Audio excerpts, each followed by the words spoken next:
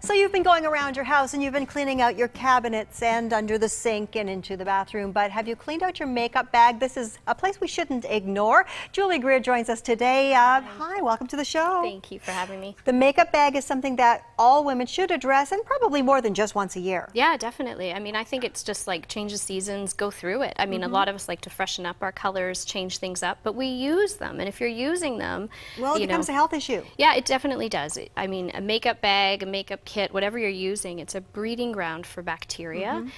Things that you're using with your hands to apply, things that are going in the bottom of your purse and then back inside and under the car seat, all of those kinds of things, yeah. Right, we gotta be careful. When we do get down to taking a look at what we have and whether we should pitch some of it. Yes. Not all products are created equal when it comes to a lifespan. Yeah, right? Yes, and these products are created in a lab where they're not meant to have a long-term shelf life. Right. So starting with your pencils, your eyebrow, your lip, your eyeliner, that's something that it has about 3 years mileage. So as you're, these ones are the dial-up, but the ones that you sharpen especially, you'll notice. They'd have a longer life though because you're freshening them regularly, right? Yes, yes. Okay. When you're using them, but if you stop using it and putting it away for a while, you'll notice that the color gets that sort of white chalk look around the tip, and also what happens is the wood that's around the coal insert, the coal inside will start to shrivel, and it will actually start to move. So you'll know when it's up. It will also be extremely hard to draw with it. And that's not good for your skin either. You're pulling on your skin. We don't want to do any of that. Definitely not. Time does enough of that. Yeah.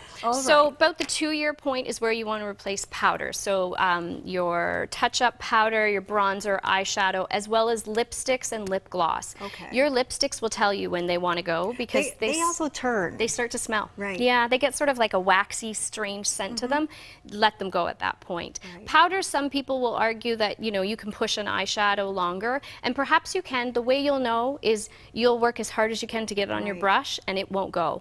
Okay. It's done then. But should you also, when you're using something like powders, you're using brushes, and sometimes there's applicators that come with powder compacts. Depending on how much you've used that applicator, I would think that would kind of contaminate the product. You're 100% right. Once you're putting it to your skin and getting your natural oils, and then you're putting the puff back onto your product, you're putting your contaminated skin and whatever's caught on your skin back in there. Right. So yeah, you might see that sooner, and you need to replace it. But this would be an argument for using brushes too. Yes, exactly. Definitely a great reason to use your brushes and to clean your brushes. Absolutely. About a year for liquids. So your liquid concealer, your liquid foundation, anything that comes in a liquid, there will be a separation in the bottle. Okay. And I've never had one last that long. Yes, and it will smell. It has a bad sort of chalky, stale smell to it.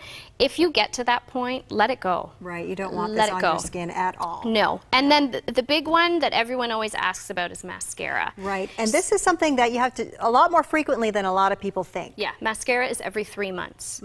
So you talk about breeding ground for bacteria.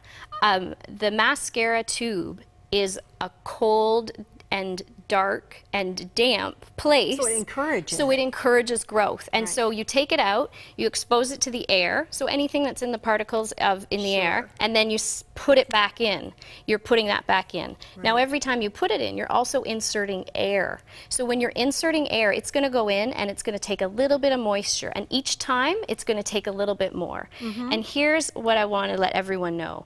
When you really want a lot of mascara and you're doing this, you're just drying out your mascara really fast. And every mascara has a spacer, so you can do that all day long, but when you pull it out, it's still going to take off the same amount of product. Sure. You will notice with mascara will definitely start to crumble, fall on your face a bit more, and you'll feel like you're not getting the same or you get coverage sometimes too, don't you? Because it gets gummy. And here's the thing: if you've worn this every day for 3 months, you've got your money's worth. I'd say it doesn't owe you anything. Let it go. Should you also start to think about things like mascaras and perhaps lip products if you've gone through a cold or you've had an eye infection? I mean, just toss it, right? Definitely, definitely, yeah. And I mean, you know, these aren't huge investment pieces. No. So exactly, let them go, replace them. Yeah, and it will just help your peace of mind. And we should touch on just briefly again the idea of using brushes, and what about sponges? How many times can you reuse a sponge? I say, you know, a week for just your face when you're using your sponge. Every week, pitch it and start a new one. Okay. And that's being a bit, you know, liberal because you could do it sooner. Yeah. Your brushes, you want to wash those weekly, set them out to dry, and that will help them keep the shape of the brush, right. And also then keep the structure of what you purchased with your brushes once you've made that investment. And keep them clean, fresh, and pure. And again, this is in contact with your face all the time, yes. so you want it to be in good shape. Yeah, and the key ingredient for all of these products is that they were created to have a particular function and with a particular structure. So as soon as that starts to get compromised, it's not meant to perform past that for you. So yeah. if you want to look your best, great tips to keep in mind. Also, for people that want to learn a little more, you're online. I am, makeupbyjulie.ca. So check that out. Thanks for joining us again today. Thanks, I always Sharon. learn something from you. We'll be right back with more on Real Life in just a moment.